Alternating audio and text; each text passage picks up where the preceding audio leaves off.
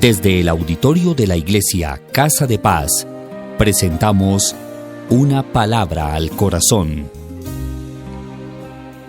Hoy, el pastor Jesús Armando Herrera nos comparte el interesante tema Palabras que cambian vidas. Tercera parte. Bienvenidos.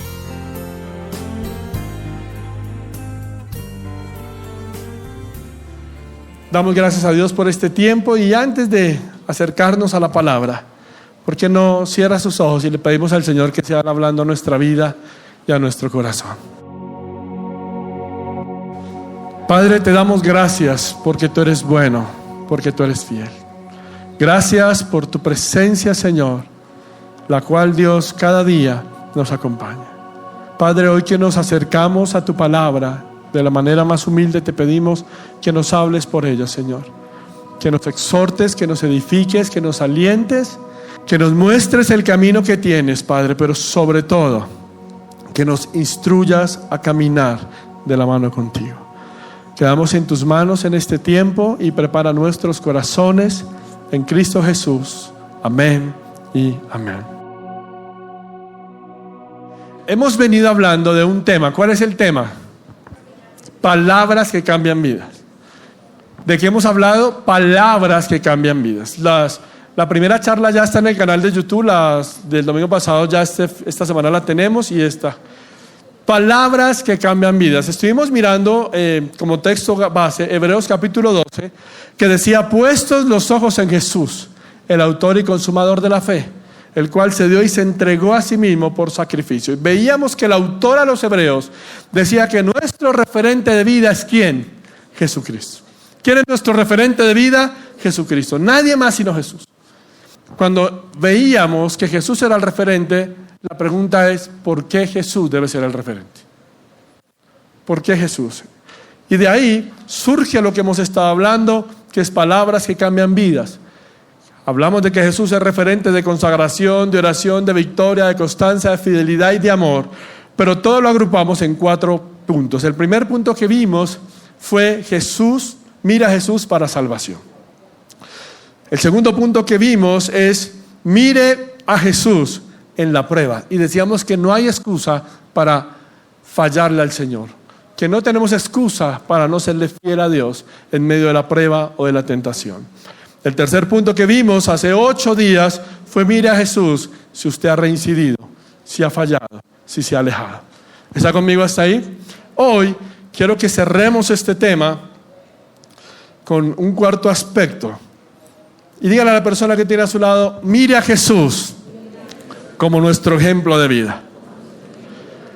Tenemos un problema cuando hablamos de ver a Jesús como ejemplo de vida, porque cuando decimos mira a Jesús como ejemplo de vida, encontramos que la descripción del autor sagrado que ya vamos a leer sobre cómo fue el ejemplo de vida de Jesús no es como nos lo venden hoy en día. No es como nos lo enseñan hoy en día. Cuando miramos a Jesús desde la visión que Pedro lo ve, que es lo que vamos a estudiar esta mañana, nos damos cuenta que libros como Sueña y ganarás el mundo están mandados a recoger. Nos damos cuenta que ciertos escritos de sensacionalismo y triunfalismo no son tan a lo que la Biblia dice. Pero miremos lo que entonces dice el autor sagrado sobre Jesús, ejemplo de vida. Primera de Pedro, capítulo número 2, por favor. Primera de Pedro queda antes de Segunda de Pedro. Muy bien. Estamos de unos duchos hoy. Ya aprendimos algo, diga. Cristo, ejemplo de qué? De vida. Primera de Pedro, capítulo 2, versículo 21 en adelante. Pues para esto fuisteis llamados, porque también Cristo padeció. ¿Cristo qué? ¿Cristo qué? Padeció, dice la Biblia, por nosotros, dejándonos ejemplo. ¿Ejemplo de qué? De padecer. Miren lo que empieza a decir el texto. Porque para esto fuisteis llamados, porque también Cristo padeció por nosotros, dejándonos ejemplo para que sigáis sus pisadas, el cual no hizo pecado, ni se halló engaño en su boca, quien cuando le maldecían, devolvía doble. ¿Sí dice así? Quien cuando le maldecían, ¿qué? No respondía con maldición. Cuando padecía, no amenazaba ni le decía, nos vemos a la salida, en esta vida nos encontraremos y me la pagará. Sino dice, mire lo que dice. No amenazaba, sino encomendaba la causa al que juzga justamente. Quien llevó él mismo nuestros pecados en su cuerpo sobre el madero, para que nosotros, estando muertos a los pecados, vivamos a la justicia, por cuya herida fuimos sanados. Porque vosotros erais como ovejas descarriadas, pero ahora habéis vuelto al pastor y obispo de vuestras almas. ¿El obispo de qué? Nuestras almas. Y qué interesante que el autor sagrado comienza a hablar de Jesús como el obispo de nuestras almas, el pastor de nuestras almas. Eso ya me da a mí una luz de qué está hablando el texto cuando ha tocado los versículos anteriores. ¿Cuántos de los que está aquí le ha dolido la cabeza? Hablo con todos, no solo con los casados. Sí. Solteros o casados, ¿a cuántos les ha dolido la cabeza? Si a usted le duele la cabeza, usted se toma un Advil, ¿cierto? Un Dolex. Si a usted le sigue doliendo mucho, usted va a donde quién, el neurólogo, y mira, ¿cierto? Porque le mandan una serie de exámenes. Si usted de pronto jugando tiene un problema en su pierna, lo mandan donde el ortopedista. Si a usted le duele, de pronto se agita mucho, siente que le falta aire, lo mandan donde el cardiólogo. Pero siempre lo hemos dicho, aquí hay una parte intangible del ser humano, ese alma que nos caracteriza, o esa alma donde usted siente soledad, frustración, temor, cansancio, ansiedad. ¿Y qué hace usted cuando está así? ¿Será que usted puede ir a la EPS y pedir cita con el almatólogo? O sea, si usted dice, buenas, mire, es que tengo un dolor aquí adentro, muy adentro, aquí donde no se siente, donde no puede tocar, pero donde yo sé que lo tengo, necesito que me dé una cita. No hay nada clínico o médico para que vaya a esa parte intangible del hombre. Pero el texto dice que después de todo lo que ha hablado Pedro, habéis vuelto al pastor y obispo de vuestras almas, al que trae paz, confort, cuidado al alma, a esa parte intangible, a esa parte temerosa, a esa parte donde a veces uno tiene sus frustraciones, sus dolores, sus amarguras. Esa parte intangible, ¿quién la pastorea? Cristo. ¿Está conmigo hasta ahí? Pero para que ese pastoreo pueda resultar como Jesús quiere, hay algunos ejemplos que Jesús nos está hablando. Y algunos autores han llamado al texto que hemos leído la ética del Nuevo Testamento. La manera como el apóstol Pedro está escribiendo a una comunidad de creyentes donde el contexto es la esclavitud. Había esclavos. En el pasaje anterior usted lee cómo tratar a los siervos, los que tenían esclavos. Era un contexto de esclavitud, pero había un contexto de hombres y mujeres que habían llegado a Cristo. Y ahora a ellos les está llamando o les está hablando. Y lo primero que pone en el escenario es, pues para esto fuisteis llamados. O sea que hay un objetivo. Para esto fuimos llamados. La pregunta es, ¿para qué? Que es lo que queremos resolver hoy desde lo que la Biblia nos diga. Dígale al que tiene a su lado, ¿para qué fuimos llamados? Vamos a ver lo que dice el texto. Primero, para esto fuisteis llamados porque también Cristo padeció por nosotros. Dígale a la persona que tiene a su lado, no al mismo, sino al otro, para que no piense que se la está echando. Dígale, Jesucristo, ejemplo de sufrimiento. Y este es un tema muy complicado. ¿Por qué es un tema complicado? Porque estamos en una sociedad donde se dice el cristiano no puede sufrir. Yo le pregunto, ¿cuántos de los que están aquí han sufrido? ¿Cuántos de los que están aquí han sufrido siendo cristianos? ¿Cuántos sufrieron no siendo cristianos? O sea que la prerrogativa de ser o no ser cristiano no exige que se sufra o no. Hay algunos que sufren y mira, yo tenía un amigo que le decíamos, pare de sufrir. Sufría y le dijimos, hermano, pare de sufrir. Y sufría. Pero el gran problema que tenemos es que dicen, al cristiano no le pueden ocurrir cosas malas. ¿Has escuchado eso?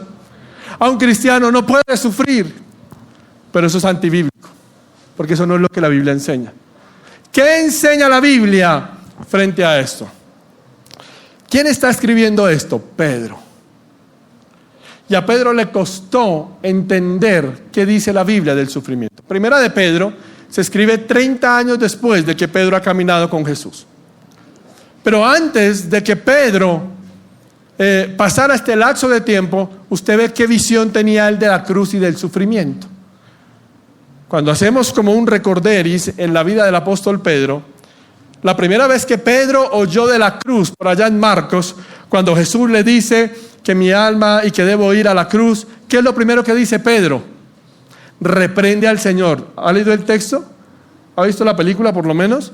¿Cierto? Donde Pedro le dice al Señor, eso es el diablo, maestro. Usted no piense eso. A usted no le puede pasar. Usted no piense en cruz. Y reprende al Señor. Y es la visión de mucho cristiano moderno. Le pasa un problema y empiezan a reprender. Porque en todo ven al diablo. Porque todo es culpa del diablo. Yo tenía un amigo que me decía que en cierta ocasión vio al diablo llorando en un poste. Y le decían, ¿por qué llora? Y dijo, porque estoy cansado de los cristianos, todo es culpa mía. Yo soy el malo pastor. Hermano, entiéndame algo. Quiera o no, cristiano o no cristiano, usted puede irse de este lugar diciendo, no va a ser cristiano por lo que predicó el pastor. Pero usted va a sufrir con o sin Cristo. La cuestión es, ¿de qué manera el cristiano enfrenta el sufrimiento? ¿Está conmigo hasta ahí? ¿De qué manera? Que es lo que el autor sagrado nos está hablando. Pedro lo primero que hace es reprender. Luego, en el momento de la pasión, cuando usted ha visto la película o ha leído el relato bíblico, Pedro se esconde, porque es lo que hace un creyente cuando tiene problemas, cuando hay cosas que han llegado a su vida y le han tocado, hay momentos de sufrimiento, de crisis, cosas fuertísimas que llegan a él. Entonces, cuando ha reprendido, pero sigue así, entonces es alejarse de Dios. Porque culpamos a Dios. Porque culpamos a Dios de lo que nos pasa. Y no nos damos cuenta que estamos en una naturaleza caída, pecaminosa. Por eso usted se va a enfermar. Por eso a usted a mí nos van a pasar cosas malas. Pero no tomemos la actitud que tomaba Pedro. Se escondía. Luego usted ve que la tercera vez que Pedro habla de la cruz es acá. Han pasado 30 años. 30 años han pasado desde la última vez que Pedro se había escondido y Jesús lo había ido a restaurar. Y en esos 30 años la visión que Pedro tenía del sufrimiento cambia. Y ahora Pedro está diciendo, y ya no está diciendo, Señor, ¿cómo nos vas a decir que vas a morir? Señor, ¿cómo vas a decir que vas a sufrir? Señor, ¿cómo vas a decir que vas a padecer? Ahora Pedro está diciendo acá, hay un ejemplo y he sido llamado a sufrir. ¿Y a sufrir como quién? Como mi maestro. ¿Está conmigo hasta ahí? ¿Está conmigo hasta ahí? Desafortunadamente no es un tema de muchos amenes, pero hay que predicarlo. Necesitamos entender que si usted y yo sufrimos, pasamos por momentos difíciles, por necesidades, por enfermedades, por tragedias, no es porque Dios se haya olvidado de nosotros. Es porque estamos en un mundo caído y hace parte de todo un sistema social. En medio del sufrimiento, el cristiano debe aprender a ver a quién, a Cristo. En medio del dolor, el cristiano debe aprender a ver a quién, a Cristo. ¿Y por qué a Cristo? Porque Cristo es su ejemplo en medio de la crisis, del dolor y del sufrimiento. ¿Está conmigo hasta ahí? John MacArthur dice en uno de sus comentarios, para él, para Pedro, la senda hacia la gloria fue el camino del sufrimiento. Y para Cristo la senda de la gloria fue el camino del sufrimiento. Y el patrón es el mismo para sus seguidores. Para esto fuisteis llamados. Y empieza a hablar del padecimiento. ¿Cuántos conocen la historia de Job? El de la Biblia. Ay, sí, el panadero, ese es terrible, pastor. ¿Usted cómo se enteró? No, el de la Biblia. Hay un texto y Job dice por allá en uno de sus capítulos, el Señor dio y el Señor ¿qué? Quitó. Hoy en día algunos dicen el Señor dio y el diablo quitó. Entonces uno ve gente arrebatándole a Satanás las bendiciones, arrebatándole a Satanás. O sea, ¿Y por qué tiene usted que arrebatarle a Satanás cosas? ¿Acaso tiene negocio con él? ¿Sí es así o no? O sea, si yo le arrebato algo a Satanás es porque tengo negocio con él y por eso él me ha quitado algo. Yo no le arrebato nada a Satanás porque a Satanás no le pertenece nada mío, ni mi casa, ni mi hogar, ni mi familia. ¿O cuántos están bajo el cuidado del Señor? Estamos bajo el cuidado del Señor. Entonces, Job dijo, el Señor dio y el Señor quitó. El Señor dio y el Señor quitó. Y aunque cueste entenderlo, el sufrimiento, hermano, es un camino que a veces el cristiano va a recorrer, pero en medio de ese camino doloroso conocemos la providencia y el sentido que Dios tiene para cada uno de estos momentos.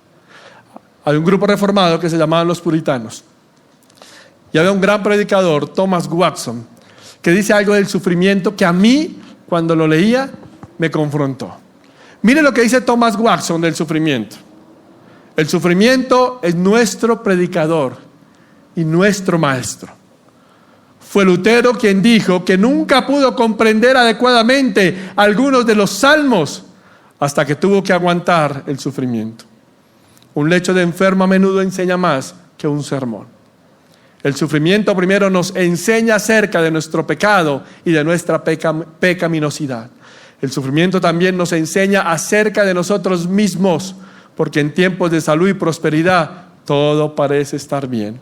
Somos humildes y agradecidos a la misma vez, pero en medio del sufrimiento llegamos a ver la ingratitud, la rebelión de nuestros corazones. Podemos ver la cara fea del pecado y de la realidad de la inmadurez espiritual en el espejo del sufrimiento. Dígale a la persona que tiene a su lado, el sufrimiento nos acerca a Dios. Me gustaría recomendarle, si usted puede buscar por internet, hay un libro de Thomas Watson que se llama La Medicina Divina, y él habla de una serie de atributos del sufrimiento. Él dice, el sufrimiento es el medio que hace nuestros corazones más rectos. El sufrimiento nos conforma a Cristo. El sufrimiento destruye el pecado. El sufrimiento quita del corazón la atadura. El sufrimiento abre camino al consuelo, y empieza a hablar de una serie de cosas acerca de lo que es el sufrimiento. Entonces, lo primero que quiero que hoy mire desde lo que el apóstol está diciendo es que afortunada o desafortunadamente, como cristianos, tendremos momentos difíciles de sufrimiento, de crisis y de angustia. Y yo vuelvo y le pregunto, ¿cuántos hemos pasado estos momentos en nuestra vida? De sufrimiento duros. Pero mire que lo importante de estos textos no es solo que Jesús sufrió, y sufrió siendo inocente, porque el texto dice que era inocente, sino lo importante es la manera como Jesús reacciona frente al sufrimiento. Porque hay gente que en un estado de sufrimiento, un estado de colérico, un estado de inquietud de su corazón, reacciona feo. Que grita, que rompe, que maldice. La cuestión es cómo enfrentamos el sufrimiento. Porque ya la Biblia deja claro que va a venir sufrimiento. Pero ¿en qué podemos descansar? Una conclusión de este primer aspecto que quiero dejar en su corazón es que vendrán crisis. Es que enfrentaremos dificultades, sucederán cosas que nos duelen, pero Dios sigue estando en control. ¿Cuántos los creen? Y sigue estando en control de cada una de ellas, mostrando su poder, mostrando su señorío y mostrando su amor para con cada uno de nosotros. Pero lo primero, hermano, es que somos ejemplo y que vamos a sufrir o tener dificultades como nuestro maestro las tuvo.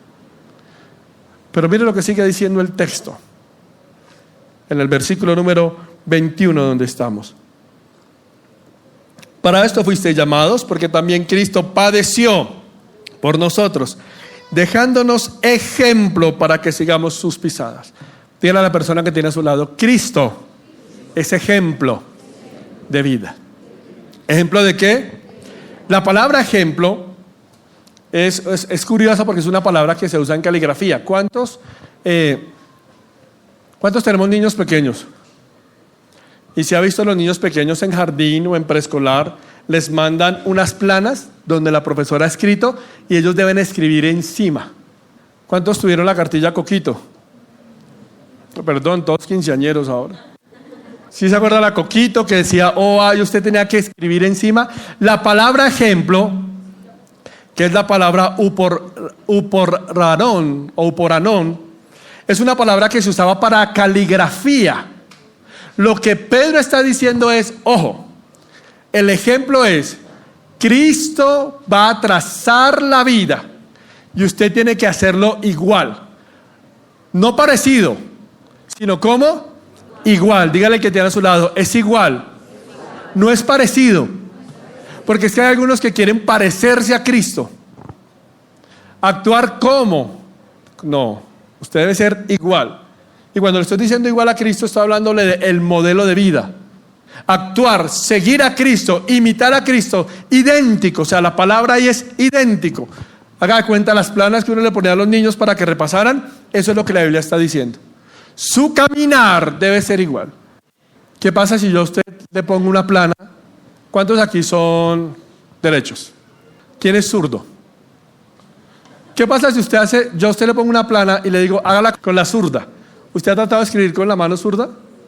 Es difícil, ¿cierto? Usted se sale del renglón. Haga el ejercicio. Trate de abrir su casa con la mano izquierda. Y verá que se le complica. Porque uno ya está acostumbrado a hacer todo con la derecha. Es lo que la Biblia está diciendo. Haga las cosas igualitas a como Cristo. No intente hacerlas de otra manera. Su reacción, seguir a Cristo, debe ser exactamente como Cristo ha vivido y como Cristo ha reaccionado. Y ahí es cuando la cosa comienza a complicarse. Porque es que cuando la Biblia dice, sea ejemplo, y acuérdense que la palabra ejemplo está en un contexto de caligrafía que usaban los griegos. La manera como el discípulo tenía que ser idéntico, no parecido. Y quiero recalcar en esto, usted no puede parecerse a Cristo. Usted debe ser igual a Cristo. O mire el del lado a ver si no es igualito. Bueno, mírelo cuando oremos ahora. Y ya con esas caras dijeron, no, pastor, se nos coló el... Ahorita lo va a mirar, pero la idea del autor es decir eso. Idéntico a Cristo. Por eso es que a mí me desafía, y el texto habla de la manera como Jesús reacciona frente a la crisis, al sufrimiento, al dolor. El versículo 23 dice, quien cuando le maldecía no respondía con maldición, cuando padecía no amenazaba, sino encomendaba la causa a quien juzga justamente. El ejemplo es, hágalo como Cristo. Y el autor está diciendo cómo hizo Cristo. Ahora hablemos sinceramente. Uno es humano y a uno le cuesta ser como Cristo. ¿Es así o no? Mire, el año pasado nosotros teníamos que ir con mi esposa a una reunión donde iba a haber gente que en un pasado nos hizo daño. O sea, donde se ensañó tanto con nosotros que yo tuve que decirle a mi esposa, mi amor, si esa persona sigue molestando, toca advertir a los sugieres porque es una loca, viene y nos hace un escándalo acá, porque es que de verdad era loca. Y no nos pasaba, no le caíamos bien. Y yo le decía a mi esposa, pero no entiendo si yo soy súper chévere, ¿por qué no le caigo bien? O sea, ¿cuántos quisieran ser mis amigos? Entonces yo le dije, no entiendo por qué no le caíamos y nos tocaba ir allá. Entonces mi esposa dijo, mi amor, la gente está desde temprano, hagámosles unos sándwiches y les llevamos. Hicimos sándwiches y fuimos. Hicimos sándwiches, compramos gaseosa, llevamos vasos. Llegamos allá, nos bajamos, mi esposa entró donde tenía que entrar, yo me quedé allá afuera. Y yo empecé a repartir sándwiches a los que estaban ahí, que estaban desde temprano, cuando venía ella. Y yo dije, ¿tendrá hambre? De malas. Como habla mucho, muérdase un pedazo de lengua. De malas. Uno piensa así. Usted no, que es más espiritual. Entonces yo, para no sentirme mal, leí la espalda. Ojos que no ven, corazón que no siente. Pero como Dios sí lo ve todo, y Dios comienza a inquietarme y a decirme, ¿qué haría Jesús? Y yo le dije, no sé, Señor, no lo conocí personal para preguntarle, o sea, no, porque no se justifica. ¿Qué haría Jesús? Y yo, aunque estaba dándole la espalda, porque uno es así, pero en el corazón yo me volteé no porque quisiera voltearme, sino porque yo sé que el Señor me obligó a voltearme. Y yo me volteé y con una hipocresía le dije, ¿quieres? Y cínicamente me dice, sí. Y cogió el sándwich y fuera eso me pide gaseosa. Yo dije, Dios mío, ¿hasta dónde? Regáleme una gaseosita.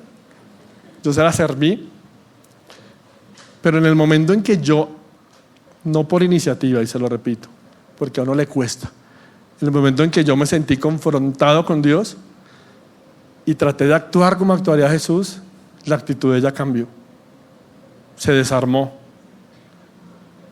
¿Por qué? Porque aprendí que uno tiene que actuar como actuaría Jesús.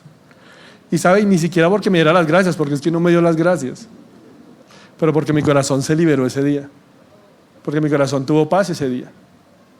Ahora ya no le pido al Señor que no la bendiga y que se la elimine, no, sino ahora le digo como Señor, ya no afecta mi corazón ni mi vida, ni la de mi esposa. No sé si me estoy dando a entender, pero había generado una crisis en nosotros y había generado una amargura en nosotros. Y yo pensé que eso estaba sano hasta el momento que supe que nos íbamos a volver a ver. Yo no sé cómo está su corazón hoy acá. No sé qué actitud tiene. Si hubo algo que le generó dolor o malestar o angustia y usted piensa que eso está sano. Pero tiene que actuar como Cristo frente a las crisis. Y el texto me habla de eso. Y es tan desafiante porque es que a veces uno dice, pero ¿por qué me hicieron eso? ¿Pero por qué me pasó esto? ¿Pero por qué viví esto? ¿Y quién es usted para que no le pase? Si la Biblia dice que a quien no cometió pecado, el cual no tenía injusticia, le hicieron lo que le hicieron. ¿Cuánto más usted y yo, que somos parte de una naturaleza caída, que necesitábamos a Cristo para ser salvos? ¿Cuánto más usted y yo? Por eso dígale al que tiene a su lado, guarde su corazón. Dígale al que tiene atrás suyo, guarde su corazón. ¿Cómo reaccionó Jesús frente a la crisis? Si usted tiene problemas, si usted tiene dificultades, no deje que la crisis lo consuma. No deje que la crisis gobierne su temperamento. Mire cómo reacciona Jesús. Y por eso el texto es tan diciente: quien cuando le maldecían no respondía con maldición, cuando padecía no amenazaba, sino encomendaba la causa al que juzga justamente. O sea, usted y yo no somos quién para desearle mal al otro. Aunque hay gente que se merece el infierno y uno dice, sí, Señor, por lo que han hecho, por lo que han dicho, por lo que han hablado, pero usted y yo no somos quién para desearle mal a nadie. Y eso cuesta. Eso no es fácil. Eso es difícil. Y más cuando en medio de un momento de crisis o dificultad, le martillan una situación difícil. Lo golpean en una situación difícil. Pero por eso el desafío hoy es: guarde su corazón. Guarde su corazón. Guarde su corazón. Su conducta debe ser la conducta de un hijo de Dios. Pregúntese en esta mañana: ¿usted se comporta como un hijo de Dios?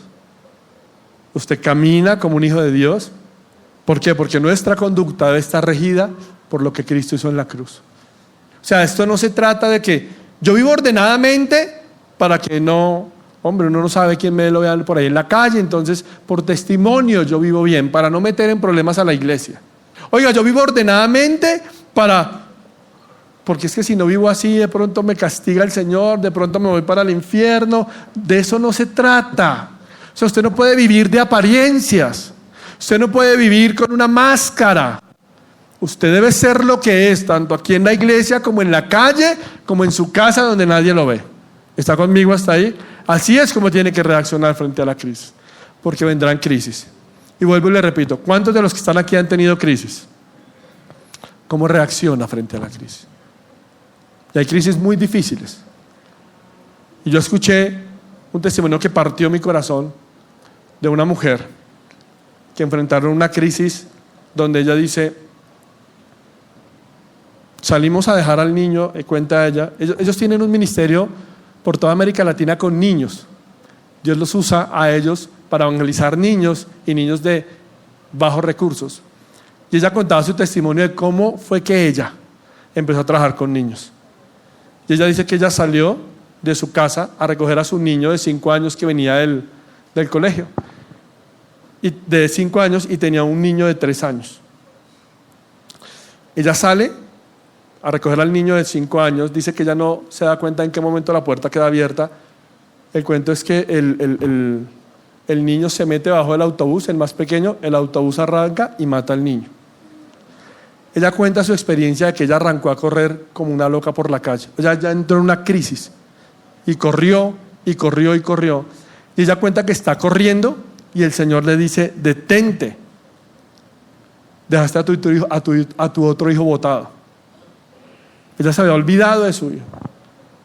Y ella se devuelve, obviamente, es un momento durísimo. Ella lo cuenta ella lo cuenta con una fortaleza porque ya Dios ha sanado su corazón y porque entendió lo que era. Y ella empieza todo el momento, tiene que llamar a su esposo a decirle lo que ha pasado. Pero ella dice que lo que más la impactó fue lo que su esposo le dijo. Cuando ella llama a su esposo y le dice, pasó una tragedia, vente para la casa, dice que el esposo llega, el esposo está con ella cuando está contando el testimonio. El esposo llega y la escena era terrible. Ella llorando se bota a los brazos del esposo, esperando que el esposo le dijera, por tu culpa. Esperando que el esposo le dijera, ¿qué estabas haciendo? Porque en el medio de la crisis uno busca a quién culpar o no. Uno mira. Yo he tenido discusiones con mi esposa cuando ella me dirá, ahora la culpa es mía, le digo, ¿y de quién más? ¿De quién más? Lo estás asumiendo, ¿no? ¿De quién más? Pues ella me ha dicho a mí, ahora la culpa es tuya. Porque uno busca, pero ella dice que en ese testimonio, ella cuenta la historia en un congreso que hay para niños. Ella se tira a los brazos del esposo, comienza a llorar, le dice lo que pasó y el esposo la abraza y le dice, no te preocupes, el Señor nos lo dejó por 3 años, ya el Señor lo requería, ya el Señor se lo llevó, pero nos lo dejó disfrutar 3 años. Eso todavía toca. Yo decía, Dios mío, ¿qué haría? Y a mí toda la vida me ha rondado la pregunta, o me la rondó hasta hace muy poco realmente, que yo logré responderme esa pregunta, hasta cuando Dios nos pasó por la dura experiencia de la muerte de mi padre. Cuando mi hijo estuvo enfermo, a mí me hicieron una entrevista, y yo estaba hablando de, ay, Dios sanó a mi hijo, Dios obró, porque yo creo que Dios sana. ¿Cuántos lo creen? Yo creo que Dios sana cuando Él quiere, y es lo que vamos a mirar ahora. Pero el que me está entrevistando me dice, ¿y si su hijo se hubiera muerto, qué hubiera pasado, pastor? Si su hijo se muere, ¿Dios le falló? Si su hijo no es sanado, entonces ¿Dios le falló? Y esa pregunta me martilló por 13 años, 12 años, hasta el día que Dios se llevó a mi padre y dije, no, en la vida o en la muerte, Dios no falla, Dios sigue siendo fiel, en medio de la vida o en medio de la muerte. ¿Cuántos lo creen? Dios sigue siendo fiel.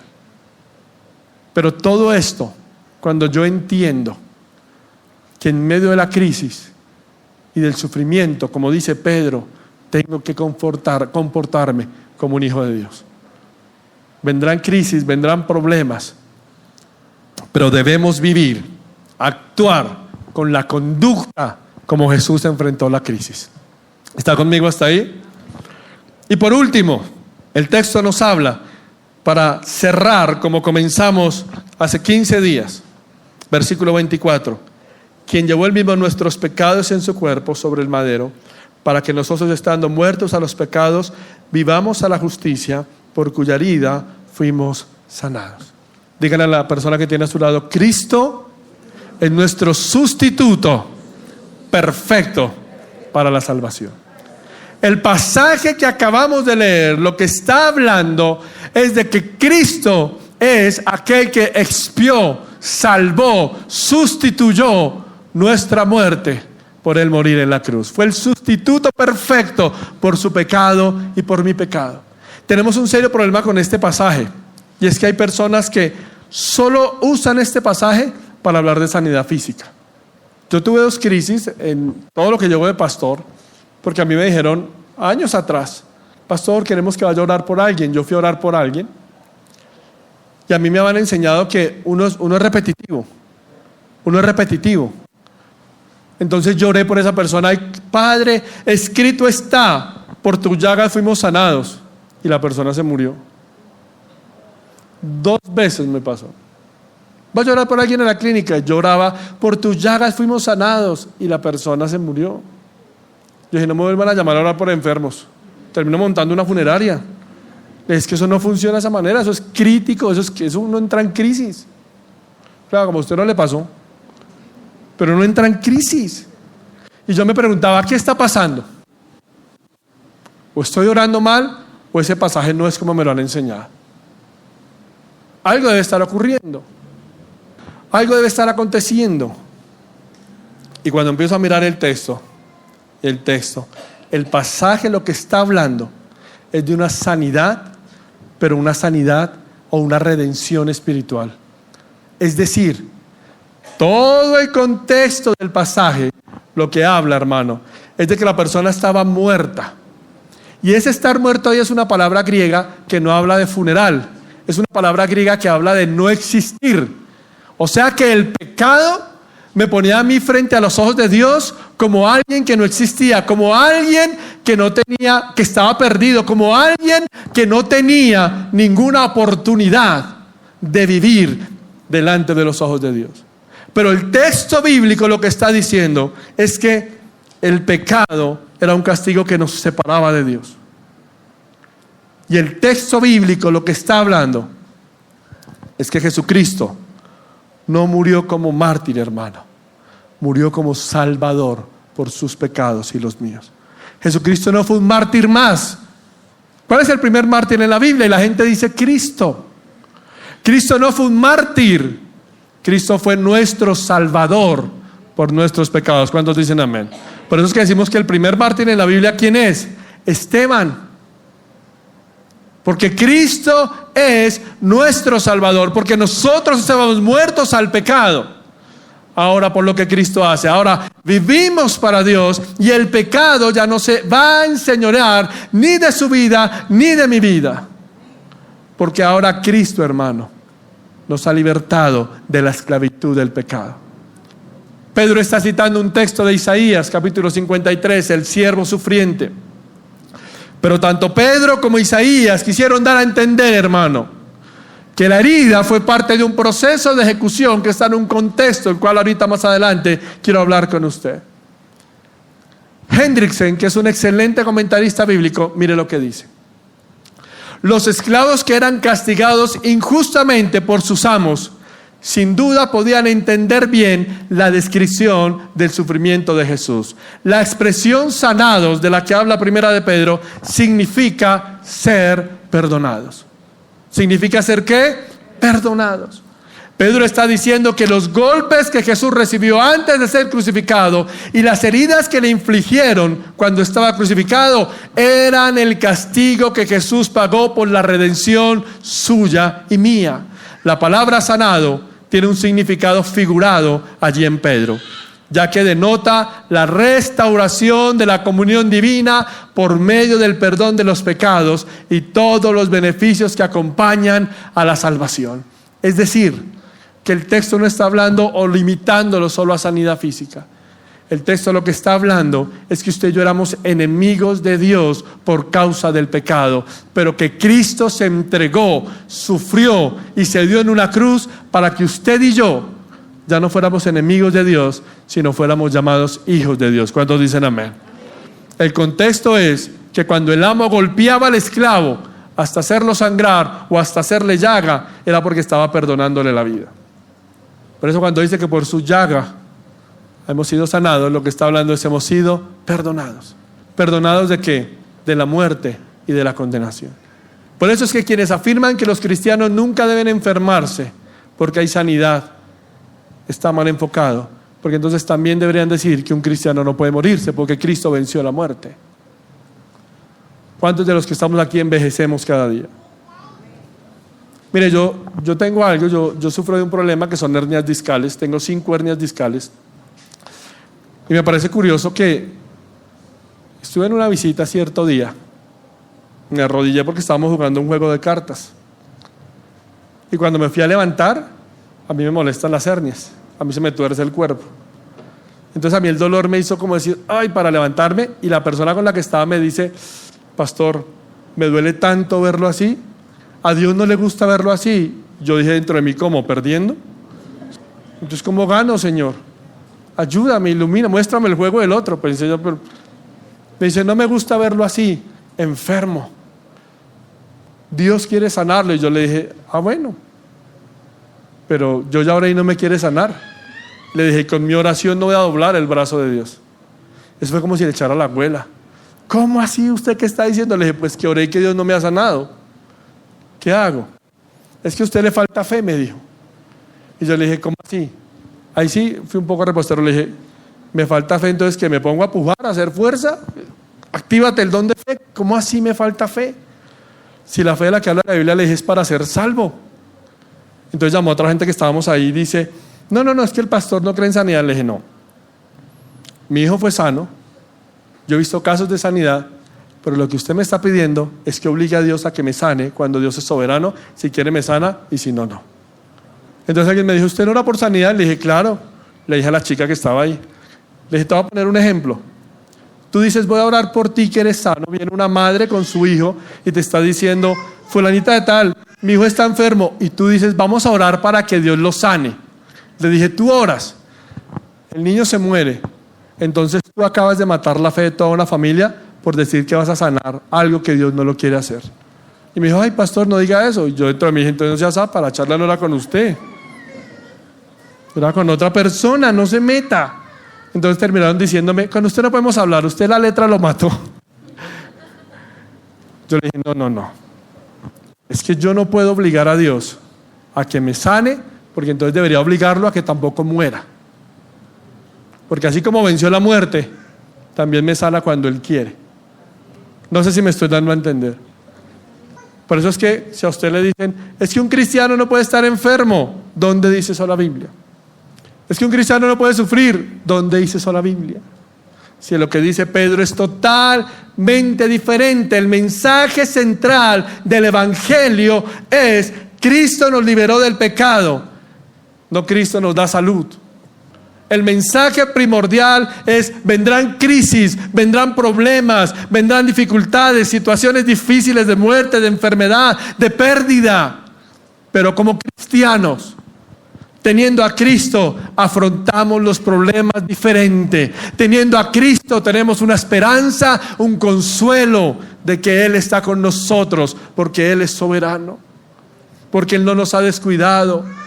Cristo fue hecho pecado, hermano, no fue hecho enfermedad, y murió fue por nuestros pecados. Por eso no caigan en el error en que muchas veces a mí me juzgaron. A mí me dijeron, usted debe estar en pecado porque está enfermo. Cuando mi hijo se enfermó, cuando mi hijo Juan Pablo nació enfermo, muchos decían, el pastor debe estar en pecado. Él debe estar en pecado para que el niño esté enfermo. O sea, yo no había hecho nada y casi me lo creí. Yo, ¿por qué será yo? Dios mío, ¿qué he hecho? Oraba, ayunaba. A uno le enseñaban a orar, entonces uno lloraba boca arriba, boca abajo. De todas las maneras que uno... Hay libros que dicen recibe la sanidad. Yo me leí como 2. Y no me sirvieron sino para prender la estufa después porque seguí enfermo. Porque entendí que Dios es soberano. Y que Dios me vino a dar libertad del pecado y paz en medio de la crisis. ¿Cuántos dicen amén? Esa es la idea y es lo que el autor sagrado está diciendo. Por eso Pedro termina diciendo, porque vosotros erais como ovejas descarriadas, pero ahora han vuelto al pastor y obispo de vuestras almas. ¿Por qué de las almas? Porque cuando usted está en crisis, en problema, cuando llega a un momento doloroso que le mueve el piso, cuando llega a una enfermedad, usted se afecta aquí, en su corazón, anímicamente.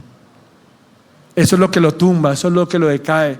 Cuando usted enfrenta la muerte, cuando usted enfrenta la enfermedad, eso es lo que a usted como que lo baja. Y lo que la Biblia dice es, Cristo viene a pastorear su alma, Cristo viene a darle paz a su corazón, Cristo viene a consolar su alma. A eso es a lo que viene Jesús, a traer paz en medio de la crisis, a un corazón atormentado, angustiado, preocupado, tal vez desfallecer. Por eso es que Cristo es ejemplo perfecto de cómo afrontar las crisis y las pruebas. Yo quiero invitarle que donde usted está, cierre sus ojos, por favor, por un momento. Y que pueda decir, Cristo es ejemplo de vida, de confianza. Con Cristo lo tengo todo y es más que necesario. ¿Por qué no cierra sus ojos donde usted está por un momento?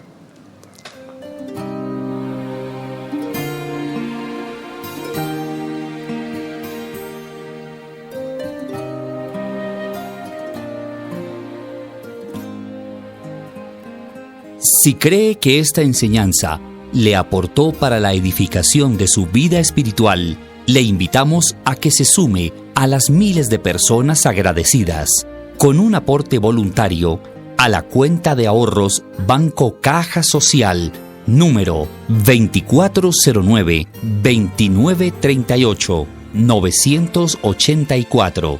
Ahorros Banco Caja Social, a nombre de Iglesia Cristiana Casa de Paz. Esperamos tu aporte. Conoce más de nosotros en nuestro fanpage de Facebook, Casa de Paz, Iglesia Cristiana. Iglesia Casa de Paz. Más que una iglesia, una familia.